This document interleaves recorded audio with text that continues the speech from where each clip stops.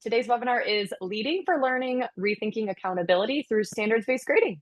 My name's Kendall Hunter. I'm a former middle school special education teacher, reading specialist, and I'm now on the marketing team at Otis. I'm just here as a moderator to do a quick introduction and then I'll hand it off. But if you're new to Otis or haven't heard of Otis, we are a K-12 student data and assessment solution, and we help schools really easily track and communicate student progress towards learning standards. You'll hear more about that today for sure. We're thrilled to have you here with us as we spotlight the expertise of our partners from First Education. Otis provides the tools and First provides the PD that you need to be successful when it comes to grading reform. These two who are here with us today are true leaders. They support schools nationwide. They were just running through their travel schedule with me. They are busy, so we are lucky to have Becky and Don from First Education here. They really help schools to build assessment and reporting practices that truly reflect what students know and can do. So you'll kind of hear that as a theme as we get going here today. I'll be back later in the webinar just to mention a few tools in Otis that can help you to communicate student proficiency, but for now, I'm going to hand it off to Don Smith and Becky Pepler. They'll dive right into our content and talk to you more about the goals for the webinar today. Hey there. Thank you so much, Kendall. Thank you. Thank you. Yes, good morning, everybody. And I'm Don Smith, excited to be here with you guys for this quick introduction about me. I was a high school science teacher for 7 years before being a principal, and then a director of curriculum and instruction in a couple of districts. And now I get to work full-time with First Educational Resources, supporting schools on a variety of topics, one of them being standards-based grading. Becky? Yes, good morning, everyone. Excited to be with you for this short webinar, but powerful webinar. But my name's Becky. I'm the director of our Stagger Center at First Educational Resources. Stagger stands for Standards, Targets, Assessment, Grading, and Reporting. And I'm also a former high school science teacher and instructional coach, and I've lived through all of this grading reform change in my own classroom. So super excited to be able to bring that perspective to you guys today as we dive in and talk about the accountability factors and measures within standards-based grading and reporting. So as we jump in, just one of the a couple of things as we're thinking about, we're thinking of like standards-based grading, some of the changes. We just wanted to start with the model just so we kind of ground us a little bit.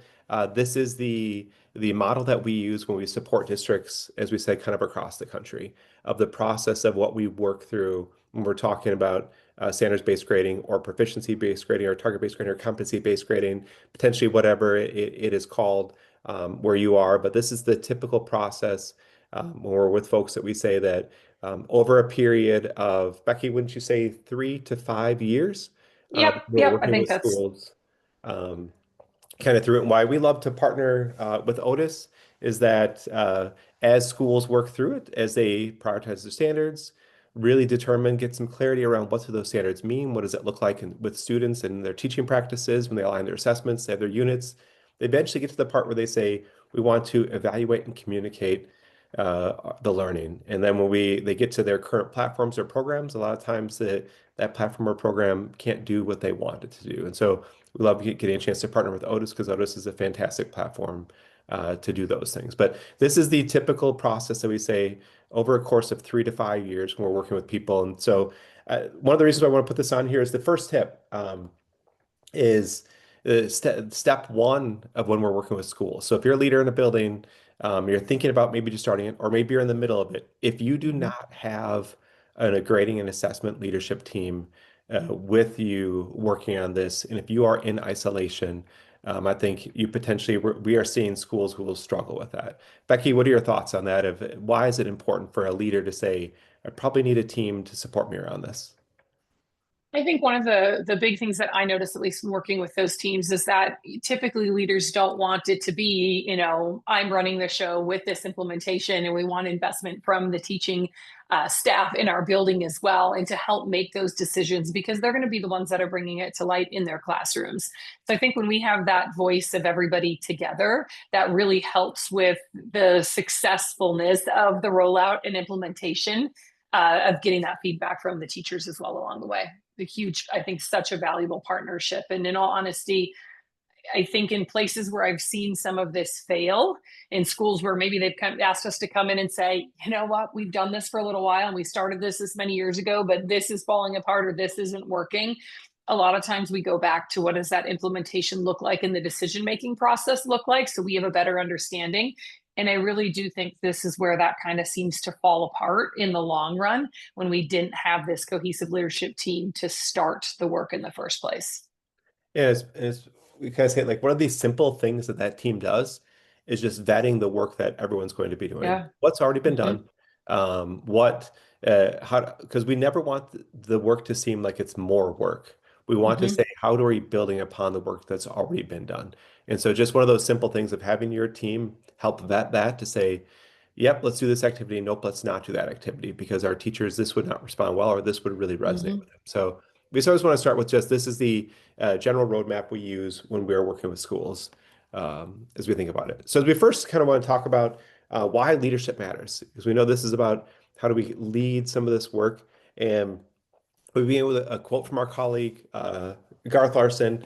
And when he did his dissertation, when he was going through his program, he took a look at standards-based learning in schools in Wisconsin, specifically high schools, and schools that were successful and schools that were not. And as you can see on here, the word that is underlined is that the principal was the single biggest factor in both successful and unsuccessful implementation. And so we start with just this important point of those of you who are on this call, you matter a lot, and uh, whether things will be successful or they won't really resides with the leaders in those buildings. And there's a variety of reasons for that, but a quick example is we'll kind of jump in kind of pulling this quote from Bandura from back from 2000, talking about self-efficacy, is that he explained when faced with obstacles, and I, of course, have my Windows fussed right over it, obstacles, setbacks, and failures, those who doubt their capabilities, slacken their efforts, give up, or settle for mediocre solutions. Those who have a strong belief in their capabilities redouble their efforts to master the challenge. So I just want to slow down and talk through this quote for a second. When we're looking at it, those who doubt their capabilities, say we're thinking about we're just starting out with standards-based grading, and I inevitably always tell the story of I was in one of my roles when I was the director of assessment of a district.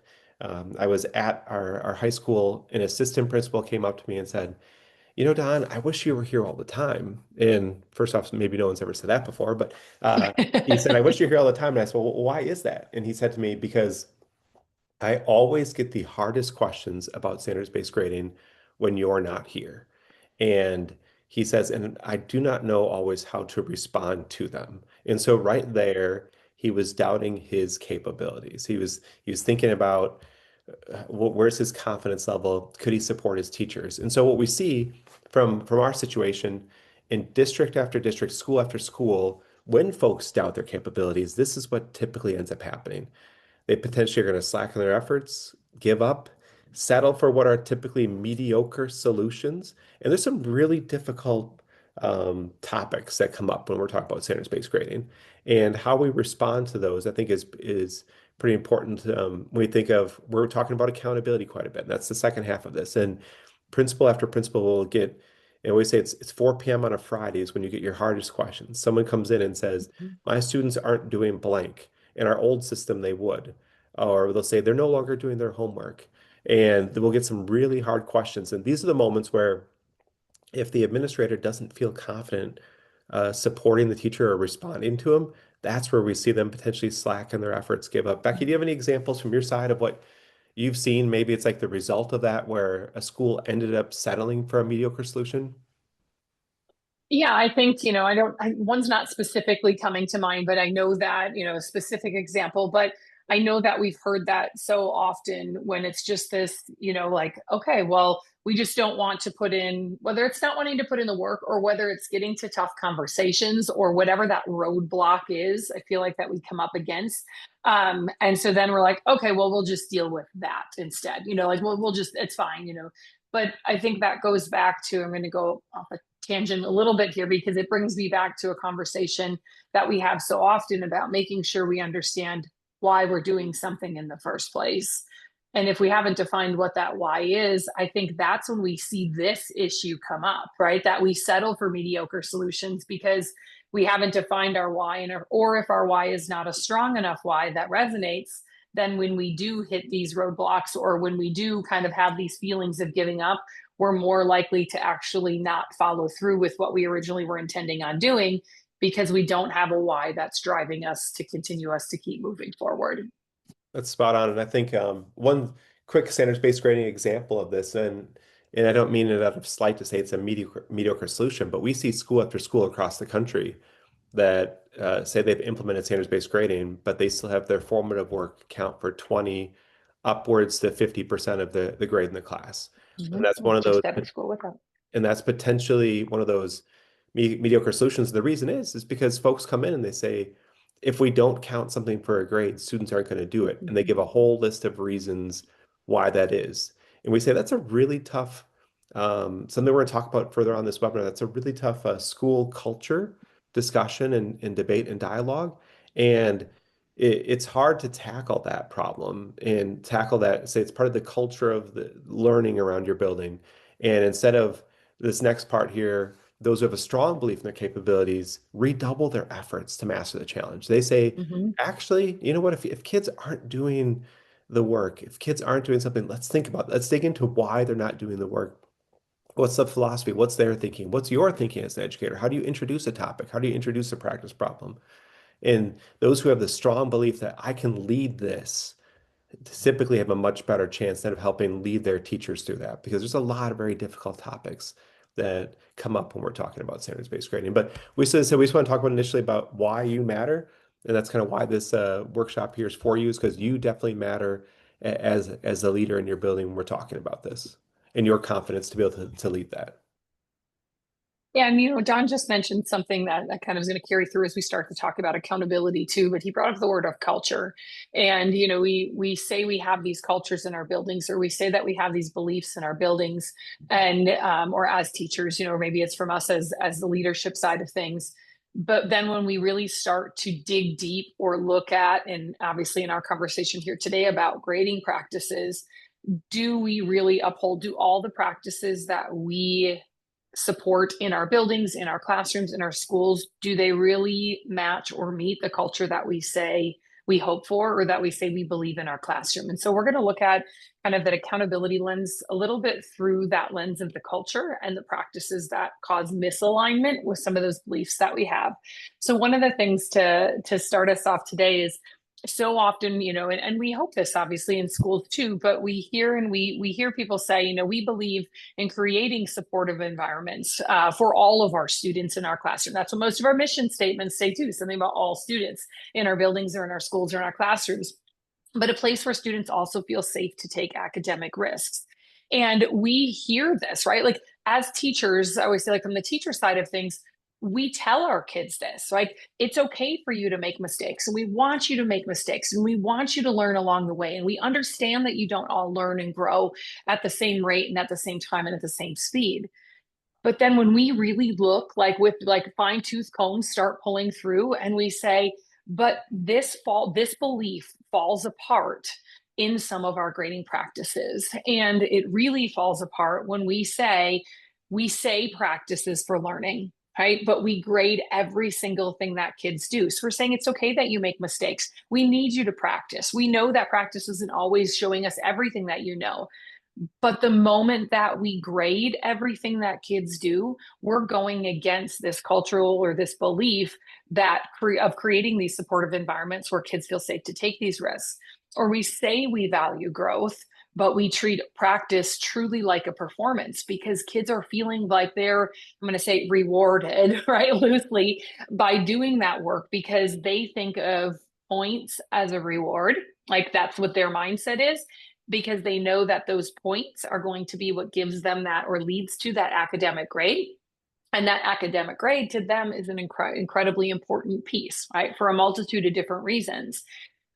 But then they say, we say we support the learning from mistakes, but then they start to see, and kids see that isn't truly, we're telling them that, but our actions are not matching that, because they're being penalized typically in the form of points, right? It's also in the form of accountability, which we'll share some of those examples coming up here.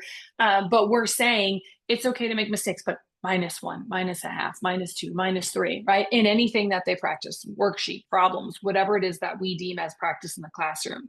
Or we say, like, we're trying to create this supportive environment where kids feel safe to take, to try these new things.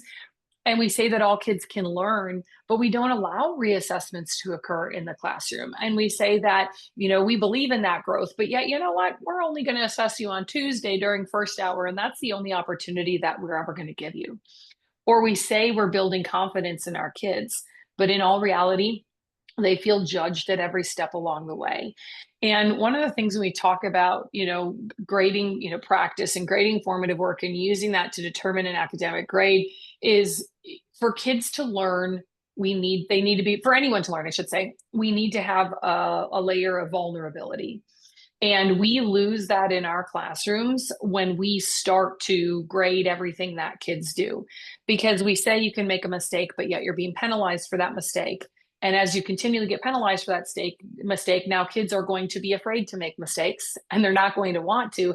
And they're going to go at any lengths that they possibly can to get all the right answers, because they're being rewarded for those right answers in the form of points which impact that academic grade. And we'll share a couple of actually physical examples here of what we mean by this. But Don, did you have anything to add kind of to this piece, or anything else to add to this slide? Yeah, I just think that I'd say part of me is like, what are examples of how we know this is true in our reality? And I think one of the examples is just this is like disconnected but similar. So stay with me for a second here. Like I think about AI, and over the last 2 years as AI has come in, well, the number one concerns is how students will potentially use it, how we're going to hold them so they're being honest, not using it for cheating. And it's because to me, it's like the culture we've created of getting kids to chase points means we become worried about whether or not they're going to cheat. We just assume they're going to cheat on it initially. And I think that's just part of our underlying culture that we have in our systems now of we're more worried about the compliance part and how are we holding them accountable than a lot of the learning. So when we say practices for learning, but truly for grading every single thing, our kids know, well, if everything is graded, even if it's only 20% of the grade, I need to get them all right. And I'm going to do whatever I need to do to get them all right. They don't feel safe to take those risks. So they're going to find whatever avenue they can to make sure all of those are right. And that might be using the AI, it might be using something else. But I just think that when we create the high stakes culture in our classrooms, in our schools, that's some of the end results we end up getting with that. So, yeah.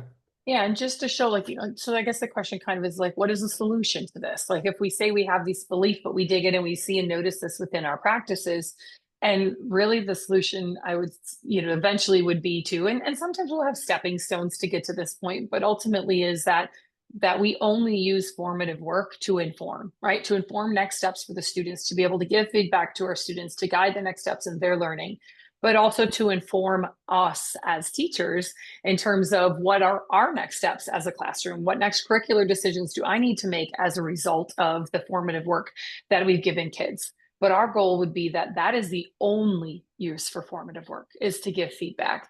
It is not meant to be part of an academic grade. It's not meant to be determined for that.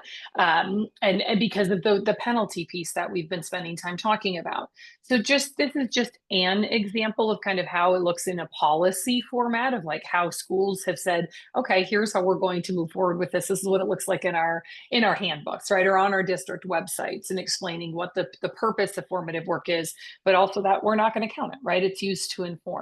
And I think the big thing, and Don will talk about this a little bit more as we move on today, but it's, we keep coming back to this conversation about accountability. And Don mentioned this one before too, especially when we say, okay, we're going to go to not counting formative work as part of the academic grade, just use that to give feedback. So only using evaluatory assessments to be able to determine what that academic grade is.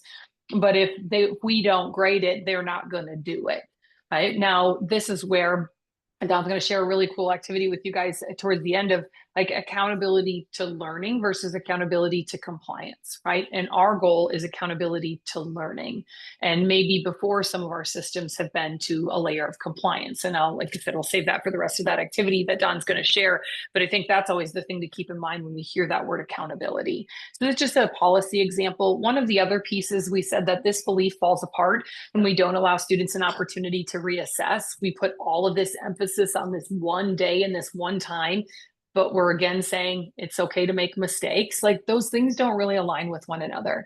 And so when we talk about bringing in the lens of reassessment, and we know that that could be a full day conversation on its own, our hope is just to leave you with a little bit of a tidbit today. But we always say, like, we allow reassessment without penalty, but not without process, right? There has to be a process to hold students accountable to improve learning between a first assessment and a second assessment that we give.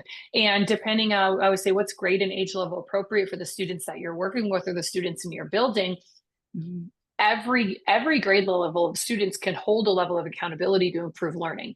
Obviously, we as adults need to identify what that looks like in our younger learners versus our older learners. And so the next couple slides, you just have a couple examples of policies that are examples that teachers have utilized. But one of the things you'll notice as you look at those policies, and like I said, you'll get all these slides to reference back to, is all of the things on these in these policies that kids need to do in order to qualify for reassessment all hold them accountable to improve their learning, which is ultimately what our goal is. There's accountability on us as the teacher, right? We have a responsibility in this too, but also accountability of the students. And that's really why we wanted to just share these two couple examples to share what some of those accountability factors are.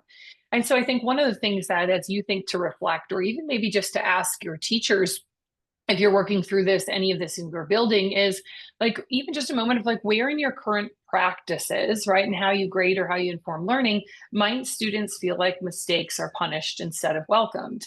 And if we can identify where those are, then that's at least a starting point for us to have this conversation, right? What could we do differently? How could we change that?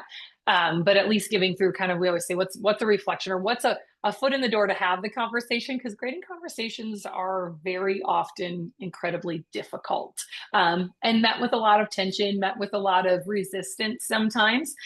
So sometimes we just share these reflection prompts just of how could I start this conversation? One of the other beliefs that we'll focus on this morning too is that we say we believe that we hold these high expectations in grading, and that how we grade accurately reflects what our students know and are able to do. But then again, we take this belief, right, and we start to look at, okay, does that show up in my grading practices? Or are there areas where this belief falls apart? And so this belief really starts to fall apart, this belief of high expectations and making sure that our grades are accurate representations of what our kids know and are able to do, but we lower them for things like late work, or we enhance those grades by adding things like extra credit into our systems. Or we say that grades should be accurate, but we include things like behaviors or approaches to learning or participation in the grade, when those may, in most cases, right, very few of our academic standards have those behavioral pieces or components or participation components in them. And so when we add those into grades, we start to cloud, right, the accuracy of those academic grades, because they should accurately reflect, like we said, what our students know and are able to do. And they most commonly become inaccurate when we blend behavior with achievement into one summary symbol over time. Or we say we want equity, but students with the same understanding get different grades based on their habits, right? Their approaches to learning. Or we support all learners, which is in a majority, again, of our purpose statements. If we look at that, all learners or all students. But our systems disproportionately harm students with executive functioning challenges, when our standards, our priority academic standards, don't probably have anything about executive functioning skills within them. Now, by no means when we talk about this, we're not saying that these things aren't important, right? These approaches to learning, the executive functioning skills, our social emotional learning skills, those are all things we want our kids to know and be able to do. And so what we're saying as a solution to this cultural statement, and then the practices not aligning to it, are really from the lens of we just need to communicate those two things differently. And so how do we separate out what we believe as academic versus behavioral and use that as a tool for communication? Don, anything else to add in kind of these practices where this belief falls apart? Yeah, I just wanted to I'm going to actually jump back a couple of slides, because I think every time we show this, I think what some people see when they see this is like a checklist of how I'm holding students accountable and the things that they must do. Okay. Mm-hmm. What I see when I see this list are all of the skills that we have to work with our students on and teach them for them to be able to be successful. Like when they're thinking about it, it's they start with how do they what are their reflection skills look like? And then Hmm. the idea of I've completed the, assessment corrections. It's this idea of going back and correcting your mistakes, correcting your errors. Then it's this idea of like you have to get it checked, have somebody look through it. Like to me, these are some of those executive functioning skills we're talking about of like I have all my work in practice. I've completed my this one it was notebook or notes. How am I organized? What am I doing? Like these are all skills we're actually teaching. And I know, and Becky, in your classroom, you did this. So for some of your students, you had to slow down and teach them some of these things on this Oh, list. We for can't, sure. I know we can't assume, but I think sometimes when people see Mm-mm. this and the other one, some people jump to it. Great, we're holding them accountable. They have to, they connect process to accountability, which there is a little bit of that. But there's also the Hmm. process is teaching them the skills they need because some students get to the point, even always a senior in high school, and they don't know how to be organized. They don't know how to do Oh. their own tasks. So it kind of made me just jump back And to this, Becky, for a second. I don't know if you want to add on that at all, but yeah, I you hit the nail on the head with that, Don, because the first time that I did this, you'll see the first thing, this was one of the retake tickets that I utilized in my classroom. And one of the first things is I've completed my assessment reflection, which is something that, I had for the kids. And I remember the first time that I had done it, I was really proud of my reflection and like what I was asking them to reflect on and how that was going to hopefully help improve their learning. And I assumed I used this, most of my students were juniors and seniors. I had a handful of sophomores. And I assumed that at that point in their educational career that they knew how to reflect on their learning. And so I was just like, all right, you guys, we're going to do an assessment reflection. And here's what it is. Okay, you can just do it right in Google Classroom and you can put it there and you can submit it when you're finished. And I had these blank stares looking at me of, wait, what? And the questions were very directed, but they didn't know like what to write about. And so I assumed that because they were, 16, 17, and 18 years old, that they would know how to do this. And it was a real eye-opening moment for me because it was just a reminder that, when we say reflection in this particular example, that everybody knows what that looks like. Everyone knows what that sounds like. But I realized very quickly I had to model that. Like I had to, so the first couple times, like the first couple assessments that we did this on, we did it like it was pause because I knew how valuable the reflection was going to be if it was done correctly. If it was done incorrectly, it was compliance, right? They were just going to dot all their I's, cross all their T's and be like, yep, I did what you told me to do, moving on. But my goal was that they saw the relation to the learning that was taking place or where there were misconceptions in the learning. In this particular example, it's probably about reassessment. And so we had to slow down, like, okay, let's all look at this first question together. What are some sample responses? Where would you look in your assessment to be able to answer or give feedback on that? And then once we did it, a couple times, then it was like, I would say, take the training wheels off, raise them up, raise them up, raise them up, take them off, and eventually they get to a place where they're like, okay, assessment reflection. I could just go through and do that. But we had to build that. So thank you for bringing it up, Don, because I think very often as teachers, I know myself, I forgot about that. Like I'm just telling you to do it. And now you're just thinking of it as a task. You're not thinking about how it helps or relates to what we're learning or how to improve your learning. And I think we miss that step very often because we feel like we're in a hurry to move on. yeah. And I just feel like the recently, I know we get the opportunity to work with a lot of teachers who said around the country, and I think this is a key one where people's brains typically go in two directions. One is I have this retake ticket and I can use this to hold the students accountable before they can reassess, and that's where they get fixated on. Some people don't even read what these things are. Other folks see this and say, I'm having the students do this because these are the skills that matter that I want my students to be able to know and do in order to be successful later on. I need to teach them these Mm-hmm. things. So I think those who view it as good, I can hold them, I can use this as a way to hold my kids accountable before they have to do the retake, or those who view this as I'm helping my students see if you want to be Yeah. successful, these are things you should do leading up to the assessments in the future. Mm-hmm. So I think Mm-hmm. those are just two Proactive. different kind of Mm-hmm. angles that people can look at it with. And I'm hoping we push more people to we have to teach kids how to do these things. We want them to truly be successful. So sorry. Yes, and I think that's always, I feel like we can't be reminded of that enough. Like we get so stuck in, well, here's what I've always done and here's what I do and I have to do this because I've always done it. but how do we incorporate those questions prior? Like, why am I doing this in the first place? Why are kids doing this in the first place? Mhm. But how can we be proactive instead of reactive in some of our responses to student learning also? And I think that requires us to pause and step back and truly remember to ask that question and not just keep going with status quo, right? Mhm. Um, so one of the things we were talking about, like believing that grading accurately reflects, we were talking about that separation from the academic or the academic side of things. So from our priority standards or learning targets or goals or outcomes that we've identified for our class, and how do we separate that from those executive functioning skills, those approaches to learning, the behaviors in the classroom? Because again, we said those are all incredibly important, absolutely, but they don't have anything to do, a majority of them in most classes have nothing to do with our academic standards. And so what we say is a solution to this is to say, okay, I'm going to hold you accountable still for those behaviors, and I'm going to hold you accountable for your learning, but I'm going to show that in two different ways. And so this is just one approach, one example. This can obviously look a lot of different ways. We always say Don and I are just here to share a perspective with you. It doesn't mean that this is the only way that it has to be or has to look. But you'll see, like in this particular example, this is from the high school that I taught in, and we had an academic grade, which was used from a collection of their proficiency levels on the learning targets that we were evaluating them on. That made up that academic component. And then we had our what we called our behavioral score. And our behavioral score, there were three categories: practice kindness, always show respect, and work to do your best. And this is where we put those approaches to learning, those behaviors in the classroom, those things that we still say are so incredibly important.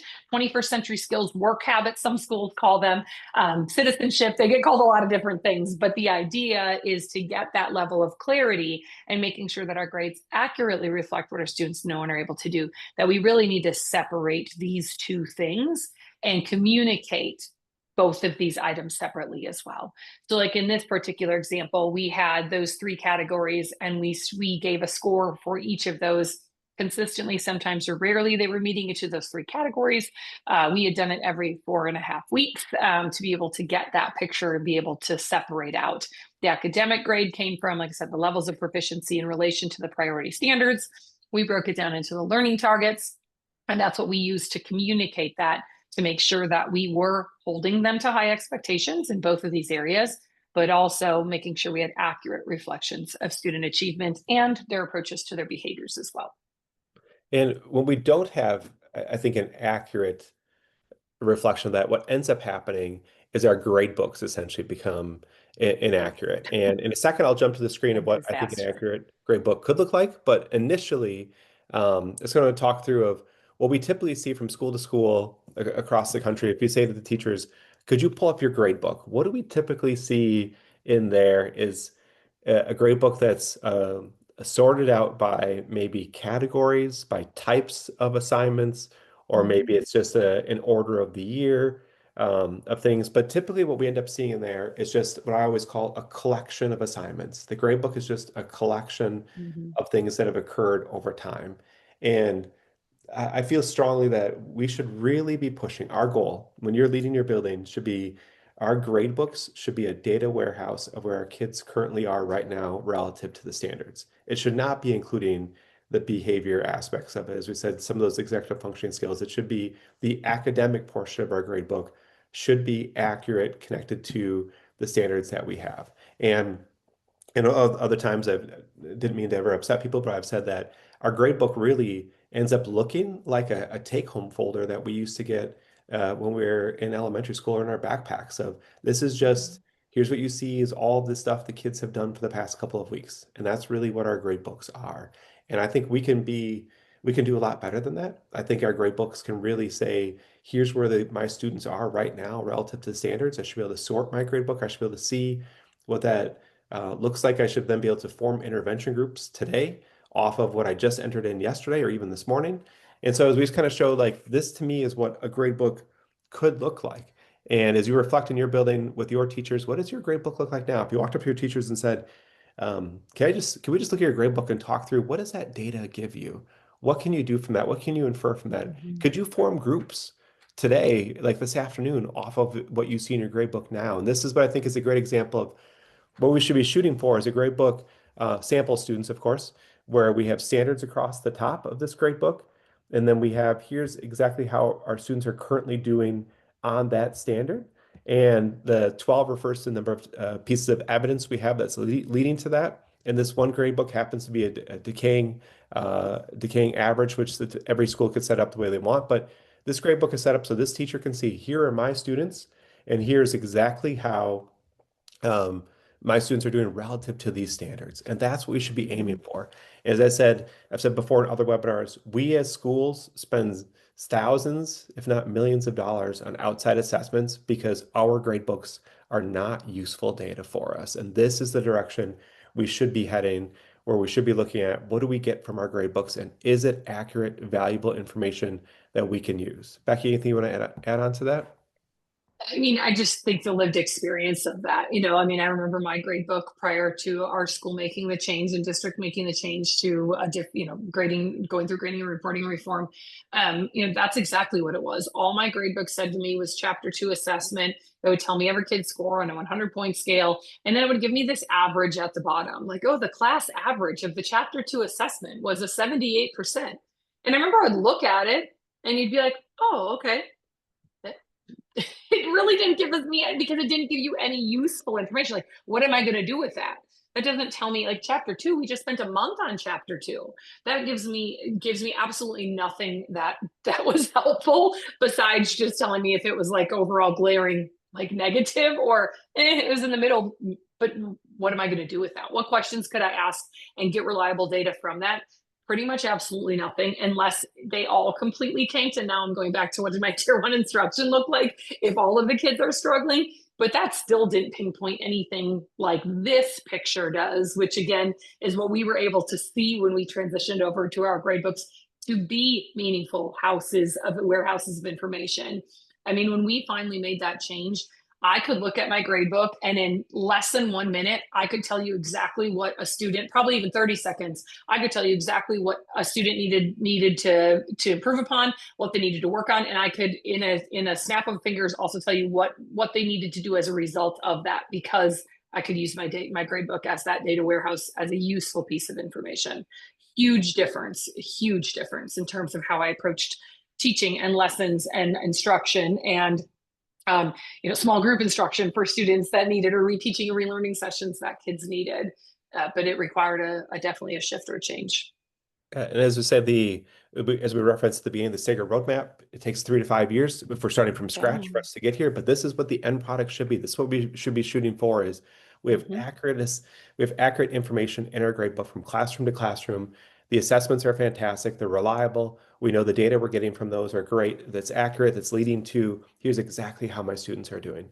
As I said, it's a long process we work with schools through, but this is what our final product should be. And this is next is just an example of the individual report showing where the student is, what they're on track, what they need to continue to work about. And there's some comments there at the bottom as well. But as we start to pull out the difference between the academic and the behavior side, this is what that final product could look like. And then Becky's last reflection here. Yeah. So again, as we said, just getting our foot in the door for the conversation. Sometimes a reflection is a great way to do that because it doesn't feel like we're pinpointing. But if a student asked what their grade means, could you clearly connect it to their learning goals?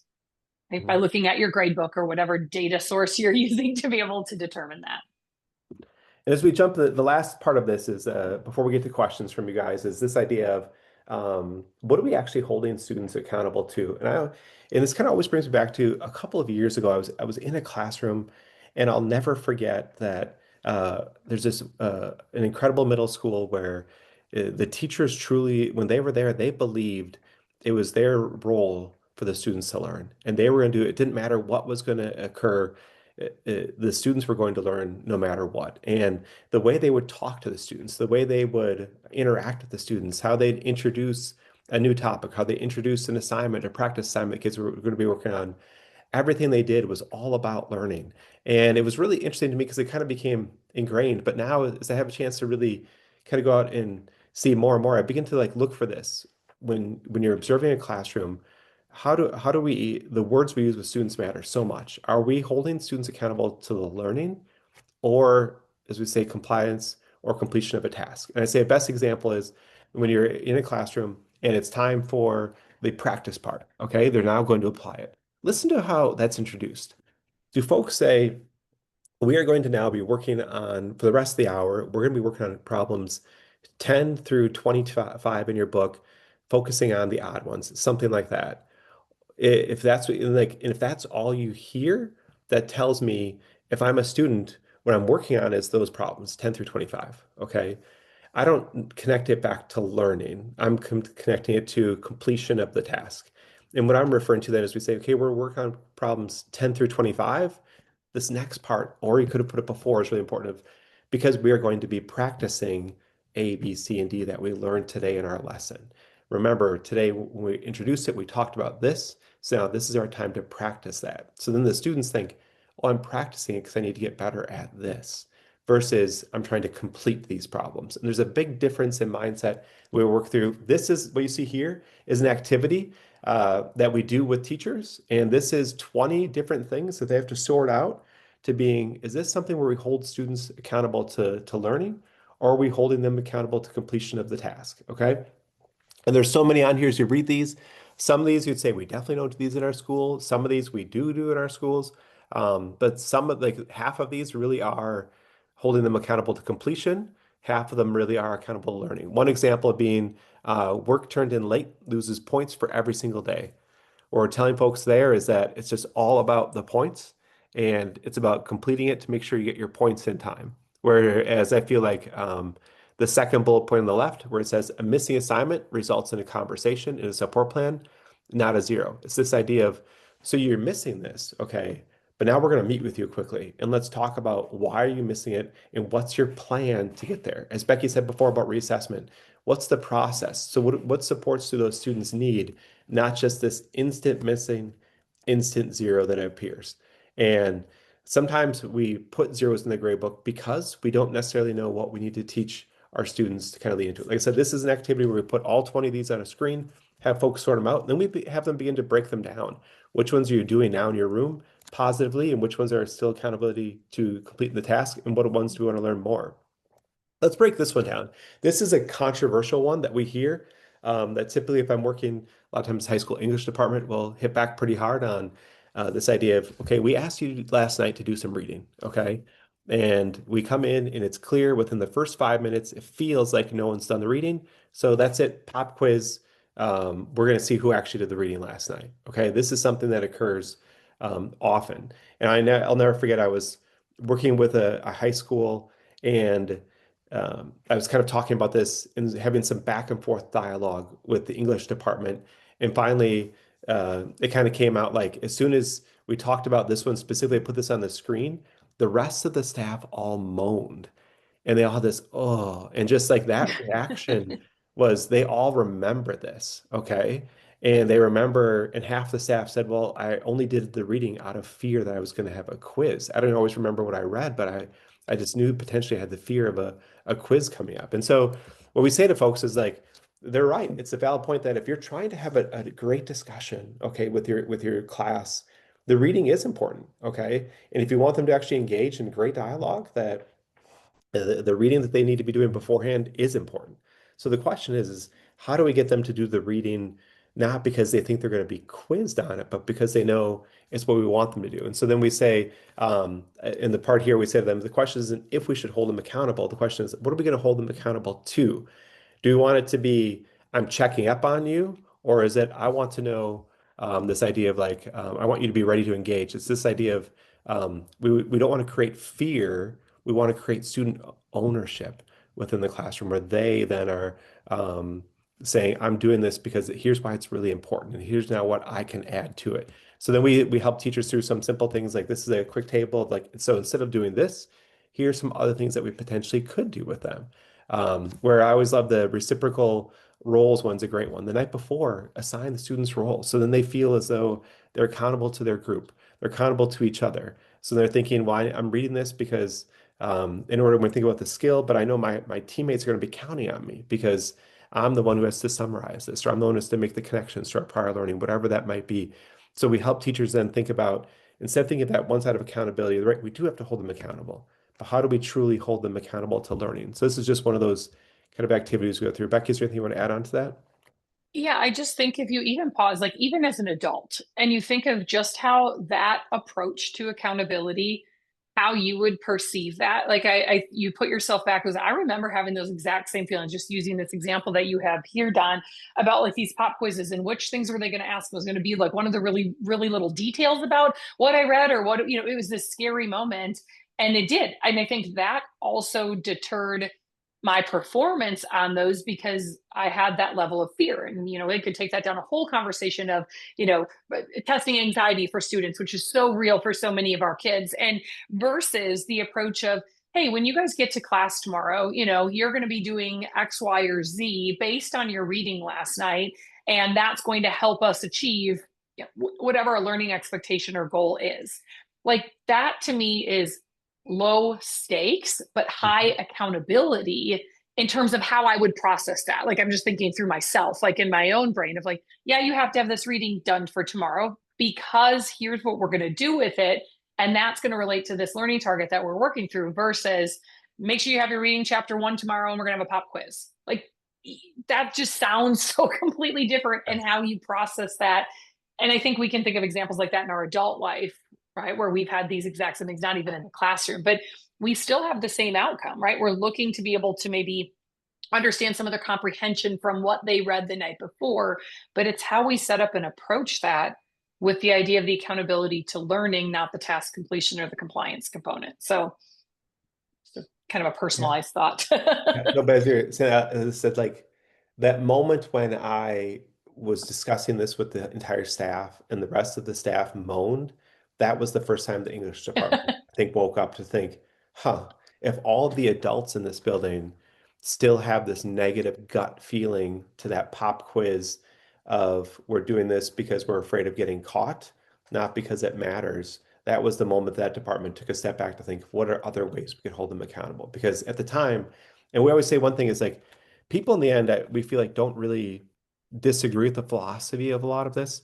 The part they struggle with is the how to make it happen in their classroom. Mhm. And that's where Mhm. when we try to support schools, it's see, let's go back to that thing you're doing now. Let's talk about what could accountability look like, okay? And Mhm. how do we have those simple shifts in our practices to help them head towards this? Because we 100% agree students need to be held accountable, but we want them to be held accountable to high levels of learning, not high Yeah. levels of completion. So as you see with this quote here, just this idea of like our goal is to build lifelong readers, critical thinkers. We want them to read because it matters, not because they're afraid truly of getting caught. And you said in the end, if accountability is what drives behavior, and let's really say let's hold them accountable to learning, really, not to points. But we see Mhm. this from school to school is that we end up holding students to a high level of accountability to completion of points. And if we don't put that zero in the grade book, they're not going to know.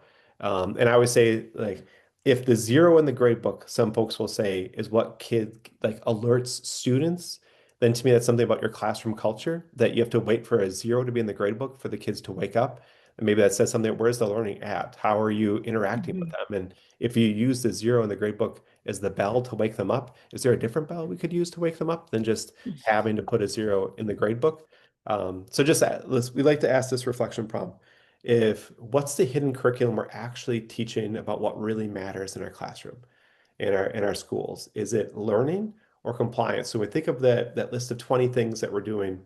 What's the hidden thing we're teaching them?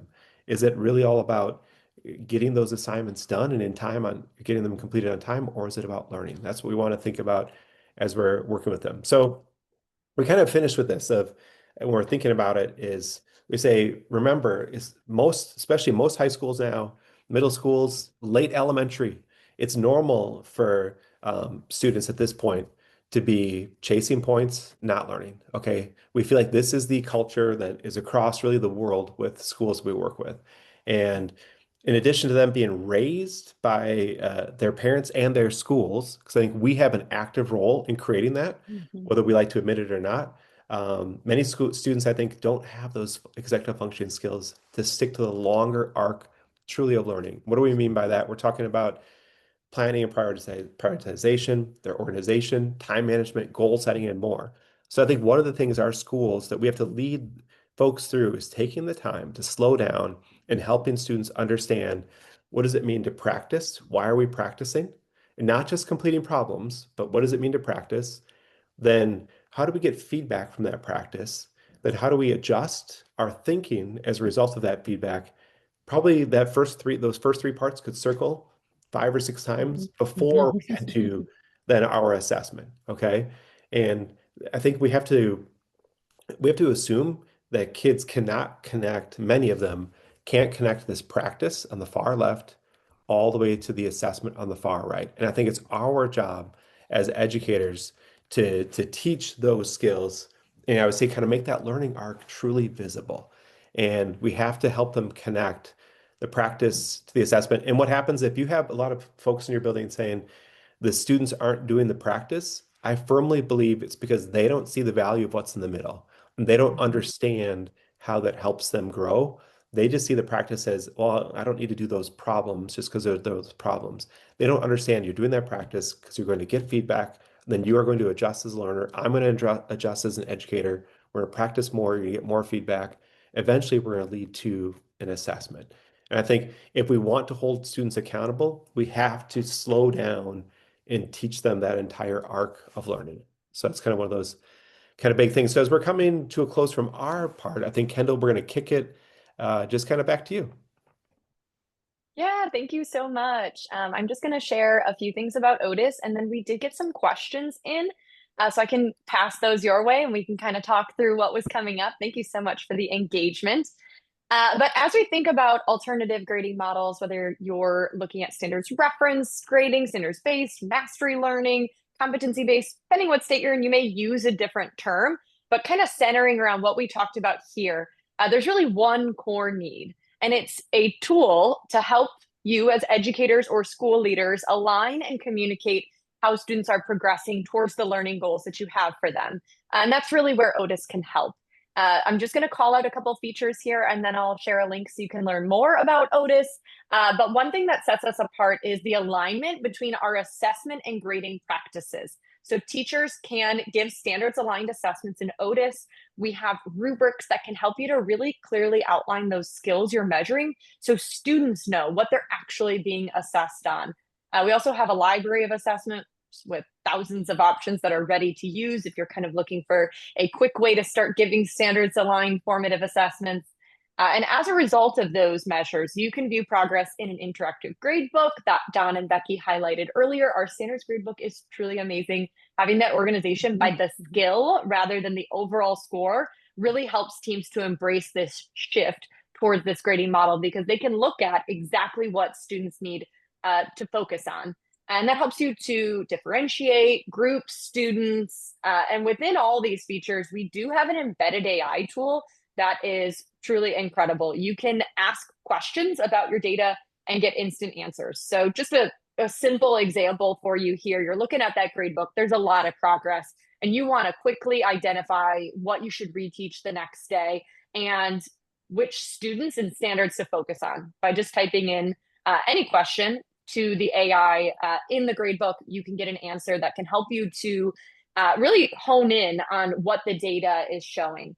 We also have teachers using the tool to help with really like everyday tasks is what I'll call it. But let's say you need to write 5 or 10 parent emails and you want to update them on where students are in the classroom and then what they can do at home. I know as a former teacher, I was doing this regularly, but going through my papers and post-its and kind of trying to figure out what I should suggest ahead of a conference or just to kind of keep those regular touch points.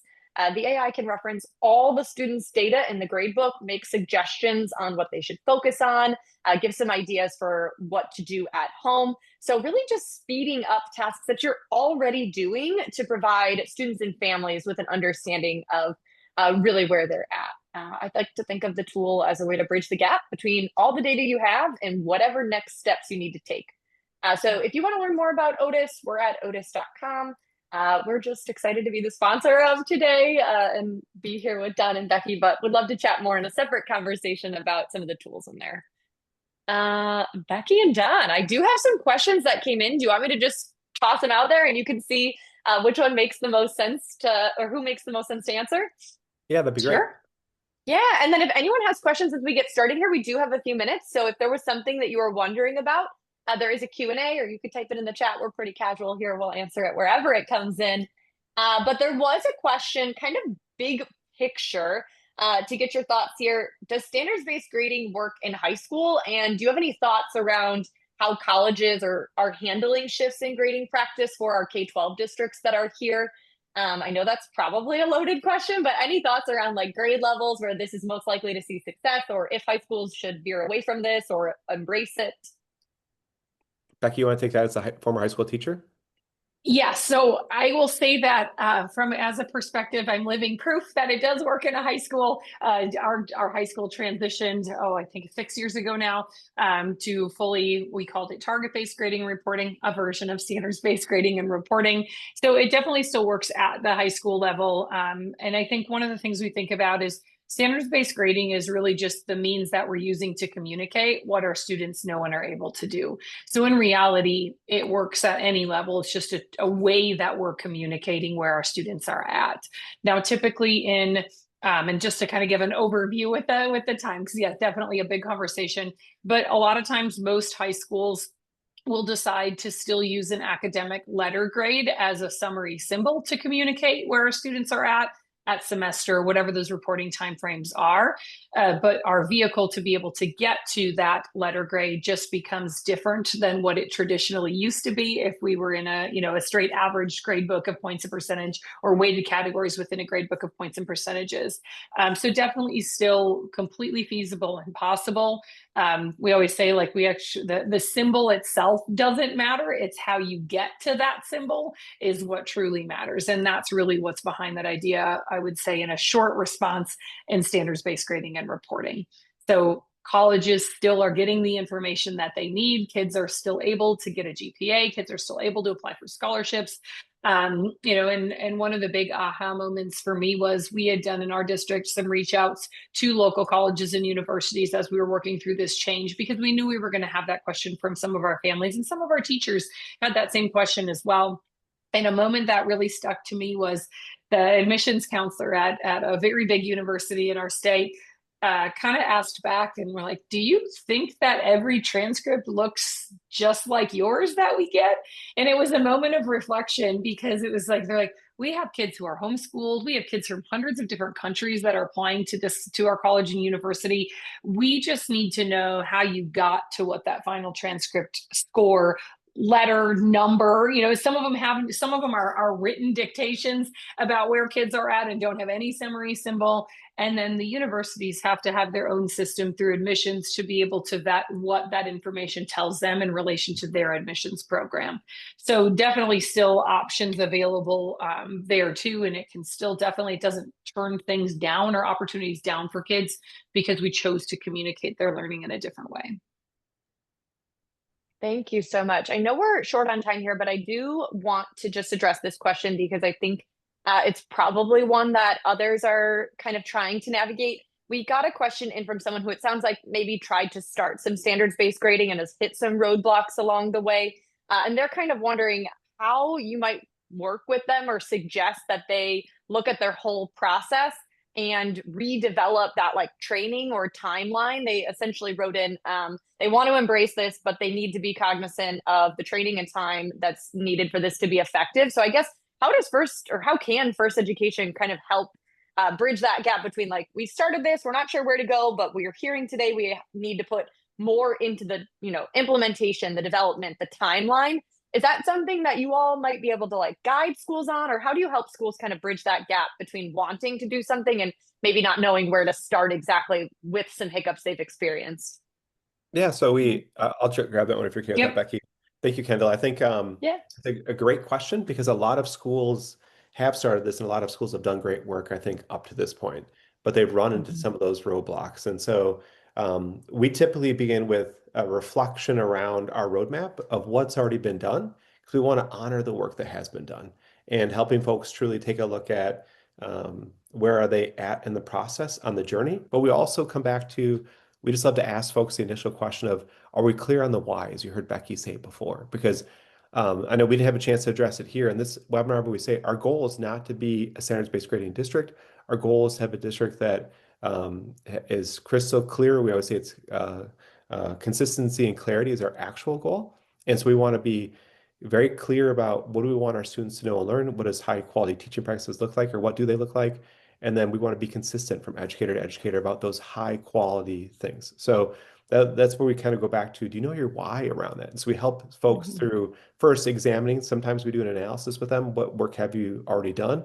And then we come in and support schools around that. And like I said, we really um, believe in honoring the work that has been done so folks feel like they're not redoing any of the work, because a lot of schools have spent a lot of time and a lot of we find I know I myself, I'll never forget, we when I was first hired as a teacher, we spent essentially an entire summer uh, creating a whole binder of curriculum that sat in a shelf. And then 2 years later, we did this online one, which was different, that then sat in a computer that no one accessed, and the district stopped paying for a couple of years later. And then who knows where it went. And so teachers are burned out from a lot of this work. When we think about the Sager roadmap, the first couple of steps look very similar to a lot of work that's been done. So we try to say to folks, how do we pull that back? Let's honor that. Let's re-examine that, but then let's begin to move forward with that. So then we help them with some of those discussions. So that's a great question, Kendall. I don't know if I answered it, but thank you for No, that. you did. Yeah. And thank you so much, everyone, for being here. Before we wrap up, Don and Becky, where can folks get a hold of you? Do you want to maybe drop your website in the chat, or is there a better way you suggest just for them to kind of follow along and stay in touch? Yes, Becky, you're grabbing that, putting There it in we now. Can you do that? go. Yes. Yes, yeah, we Fabulous. have the website in there, but otherwise, social media is another great place for us to follow in kind of what we offer in events. But otherwise, any contact information. We also have a bunch of free resources on our website as well. If you go to the site and up on the top, free resources in all different areas, not just grading and reporting. Fabulous. Thank you so much for being here, for sharing your expertise with our audience today. We will send everyone the recording too, so pass it along to a colleague. Share with others in your community to kind of get on the same page and start these important discussions. And reach out to Becky and Dom when you're ready when you're ready for more support. Thank you, everybody. Thank you. Yeah, thank you. Have a great day, everyone. Have a good week Yep. ahead.